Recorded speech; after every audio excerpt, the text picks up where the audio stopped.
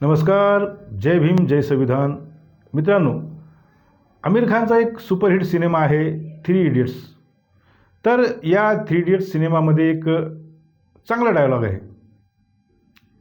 तो म्हणतो, किसी महापुरुष ने कहा है, कामयाबी के पीछे मत भागो, काबिल बनने के लिए पढ़ो.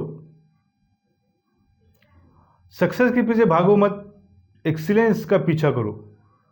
म्हणजे तुम्हाला कामयाब बनायचं, यशस्वी बनायचं, तर त्याच्या मागे पळू नका, पण तुम्ही असं तयार व्हा की कामयाबी तुमचे कदम चुमेगी, कामयाबी आपके कदम चुमेगी, म्हणजे यश तुमच्या पायात राहील. तर मित्रांनो, हा डायलॉग मला आठवण्याचं कारण असं की आपण बघतोय गेल्या अनेक दिवसापासून दिल्लीच्या जंतर मंतर मैदानावर जे सुरू झालेलं कॉकरोच जनता पार्टीचं आंदोलन होतं आणि त्या आंदोलनाला चांगल्यापैकी यश मिळालं. परंतु सुरुवातीचे अनेक दिवस म्हणजे जवळपास महिनाभर म्हणता येईल अशा यावेळी कुठल्याही राष्ट्रीय न्यूज चॅनलने किंवा ज्याला आपण गोदी मीडिया म्हणतो त्यांनी त्या आंदोलनाकडे ढुंकूनही पाहिलं नव्हतं. म्हणजे त्या आंदोलनाची रिपोर्टिंग दररोज यूट्यूबवर बरेचसे यूट्यूबर आणि चांगले लोक करत होते. त्याच्या काही बातम्या तिथले रील्स बनवून किंवा तिथल्या काही लोक टाकत होते. परंतु त्या आंदोलनाची दखल ज्यांनी घ्यायला पाहिजे, म्हणजे जसं आपण बघतोय मागच्या वेळेस अण्णा हजारेचं जे आंदोलन झालं होतं, तर त्या आंदोलनाला पहिल्या दिवसापासून राष्ट्रीय चॅनल्स जे काय म्हणजे न्यूज चॅनल म्हणतो आपण, त्या न्यूज चॅनल्सनी अगदी उचलून धरलेलं होतं. परंतु या कॉकरोचच्या आंदोलनाला मात्र एक प्रकारचा बहिष्कार या सर्व चॅनल्सनी टाकला होता. परंतु आज परिस्थिती काय आहे, म्हणजे देशाचे जे शिक्षण मंत्री होते धर्मेंद्र प्रधान यांचा राजीनामा झाल्याच्या नंतर आणि कॉकरोच जनता पार्टीच्या या यशाला म्हणजे अभूतपूर्व यश म्हणता येईल असं या आंदोलनाला चांगलं यश मिळालं. आणि त्या यशानंतर अनेक गोदी मीडियाचे चॅनल्स त्या बातम्या देत आहेत. म्हणजे त्यांना देणं भाग पडलं होतं. 20 तारखेला जो संसद मार्च काढण्याची घोषणा केली आणि त्यानंतर सकाळपासून तिथे जी परिस्थिती निर्माण झाली होती ती नाईलाजाने मग या सगळ्या चॅनलला त्याच्यामध्ये यावं लागलं होतं. बरं, त्याआधीही या गोदी मीडियापैकी काही चॅनल्सनी तिथे जाऊन काही धुडगूस घालण्याचा प्रयत्न केला, म्हणजे चुकीच्या बातम्या देण्याचा प्रयत्न केला. परंतु तिथली जी जेनजी होती किंवा जे तरुण होते त्यांनी अशा चॅनलच्या पत्रकारांना ओळखून म्हणजे त्यांच्या भोवती अगदी गराडा घालून गो बॅक किंवा गोदी चॅनल चले जाओ अशा प्रकारच्या घोषणा देऊन तिथल्या त्या अक्षरशः त्यांना हाकलून लावलं होतं. म्हणजे सांगायचं तात्पर्य हेच आहे की शेवटी या सगळं चॅनल्सना झक मारून अभिजित दिपके आणि त्याच्या कॉकरोच जनता पार्टीची दखल घ्यावी लागली. आणि आता 2 दिवसापासून आपल्या शहरामध्ये अभिजित दिपकेच्या कोर कमिटीचं त्याच्यासोबतच्या जे सहकारी आहेत त्यांची एक महत्त्वाची बैठक होत आहे.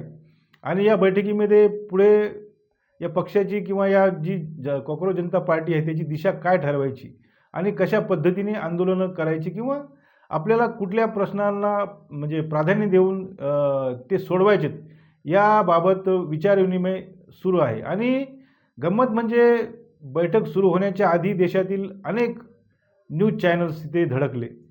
अनेक न्यूज चॅनलचे प्रतिनिधी सकाळपासून म्हणजे अभिजित दिपके कधी बाहेर येतो, कधी माध्यमांशी बोलतो, अशा पद्धतीची ते सर्वजण त्याची वाट पाहत होते. सांगायचं तात्पर्य हेच आहे की जो आमिर खानच्या त्या डायलॉगमध्ये जो म्हणतो की कामयाबी झक मार के तुम्हारे पीछे आएगी, तर असंच हे सगळे चॅनल आज झक मारून अभिजित दिपकेच्या घराच्या बाहेर उभे आहेत. म्हणजे त्यांना त्याची दखल घ्यावीच लागली. कारण की त्यांनी धर्मेंद्र प्रधानचा राजीनामा घेतला, परंतु त्यांनी सुरुवातीलाच म्हटले की ही काही म्हणजे आमची लढाई इथे संपलेली नाही किंवा राजीनामा हा आमचा पहिलं विजय आहे अशातला भाग नाही. आम्हाला अजून खूप मोठी लढाई लढायची आहे. देशाच्या समोर अनेक प्रश्न आहेत. ते सर्व प्रश्न आम्ही सोडवण्याचा प्रयत्न करणार आहोत आणि देशातील जास्तीत जास्त लोकांना आम्ही आमच्यासोबत घेणार आहोत. देशातल्या अनेक शहरामध्ये आम्ही पुढे आंदोलन करणार आहोत. तर या सर्व गोष्टींकडे आता माध्यमांना नाईलाजाने होईना किंवा त्यांचे जे काही मालक आहेत त्यांची कितीही वरून त्यांच्यावर प्रेशर आलं तरी त्यांना असं वाटतं की आता हे बातम्या आपल्याला देणं भाग आहे. म्हणजे आपण बघतोय गेल्या म्हणजे 26-27 तारखेपासून अभिजित दिपके औरंगाबादमध्ये आहे, म्हणजे छत्रपती संभाजीनगरमध्ये आहे आणि इथे अनेक चॅनल्सवाल्यांनी अक्षरशः तळ ठोकला आहे. म्हणजे बऱ्याचशा कट्ट्यांवर किंवा चर्चेमध्ये अभिजित दिपकेसोबत चर्चा होत आहे. अभिजित दिपकेच्या मुलाखती प्रसारित होत आहेत.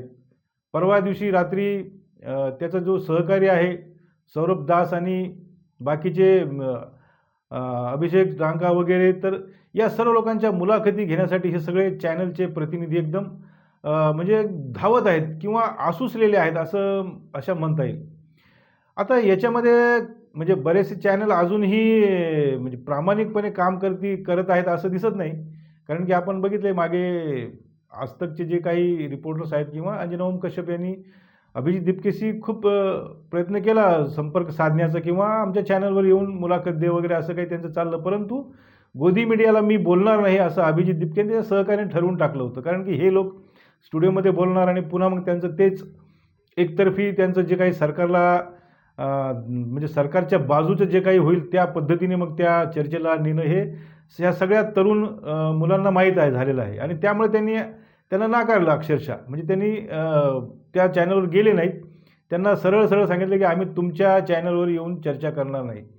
तर अंजना ओम कश्यप या बाईने काय केलं, तर एका व्यक्तीला कॉकरोच जनता पार्टीचा प्रतिनिधी म्हणून बोलवलं आणि आपली ती जी काही गोलमेज परिषद तिने राऊंड टेबल कॉन्फरन्स भरवली, त्याच्यामध्ये त्यांनी ते चर्चा घडवली. तर हा म्हणजे हे एक प्रकारचं तिचं त्याला काय म्हणू आपण, प्रामाणिकपणे तिने केलेलं नाही. आणि कॉकरोच जनता पार्टीने आपला प्रतिनिधी तिथे पाठवलाही नाही. एका डमी माणसाला तिथे उभं करण्यात आलं. आणि म्हणजे सांगायचं तात्पर्य हे की ह्या चॅनल्सवाल्यांना आता अशी गरज पडली ह्या म्हणजे यशस्वी झालेल्या सक्सेसफुल झालेल्या लोकांची.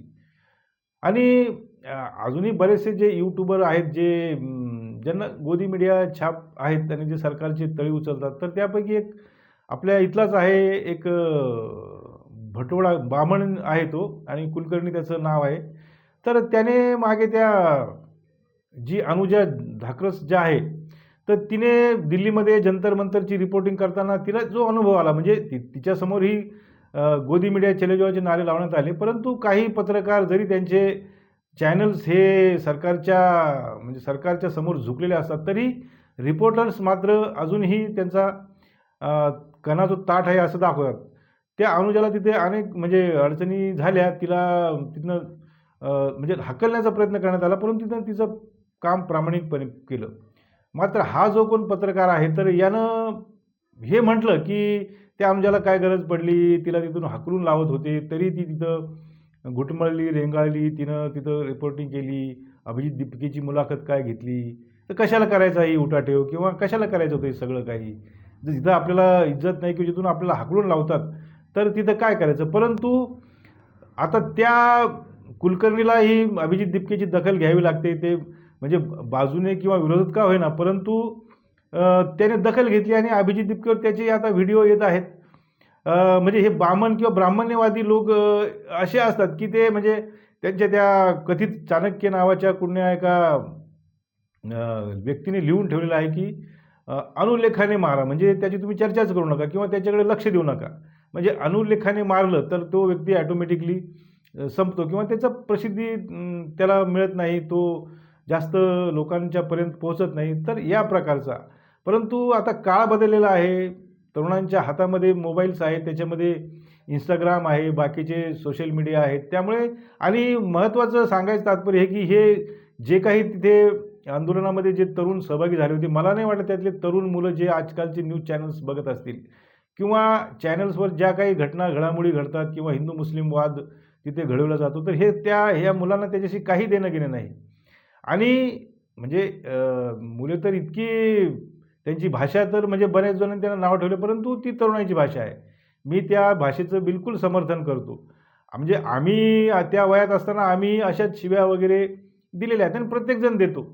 इतकंच कशाला, आता सध्याही बरेचसे लोक आपल्या रोजच्या जीवनामध्ये कधी ना कधी कुणाशी तरी बोलताना किंवा काहीतरी करताना एखादी शिवी, आणि ती शिवी काही म्हणजे फार मोठा गुन्हा असा नाही.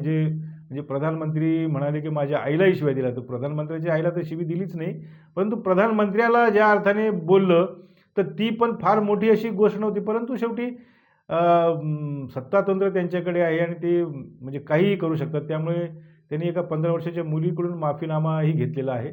परंतु हे जरी असलं आणि आता बरेचसे चॅनलने त्या मुलीला चुकीचं जरी ठरवलेलं असलं, तरीही शेवटी या चॅनल्सना तरुणाईला किंवा जेन झीला त्यांची दखल घ्यावीच लागली, असं मला सांगायचं आहे. आणि अभिजित दिपके आणि त्याची टीम आता पुढं काय करणार आहे किंवा त्यांची आंदोलन पुढे कशा पद्धतीने होणार आहे, या सर्वांची उत्सुकता या सगळ्या चॅनल्सना आता लागून राहिलेली आहे. त्यामुळे आज म्हणजे तळ ठोकून चॅनल्सवाले आहेत, म्हणजे कालपासून ते तिथे आहेत आणि आज आता शेवटी काय त्यांचा निर्णय होईल आणि काय बोलतील ते याच्या प्रतीक्षेत सगळे रिपोर्टर्स आहेत, चॅनल्स आहेत. आणि शेवटी म्हणजे झक मारून त्यांना हे सर्व करावं लागलं, एवढंच मला सांगायचं आहे. तर आजचा हा व्हिडिओ फक्त एवढ्यापुरताच होता की तुम्ही कितीही बेदखल करण्याचा प्रयत्न केला तरी चांगल्या कामांना किंवा जनतेच्या हिताचे जे काही प्रॉब्लेम्स आहेत त्याकडे जर कुणी तुमचं लक्ष वेधू इच्छित असेल तर त्या गोष्टीकडे तुम्हाला लक्ष द्यावंच लागेल.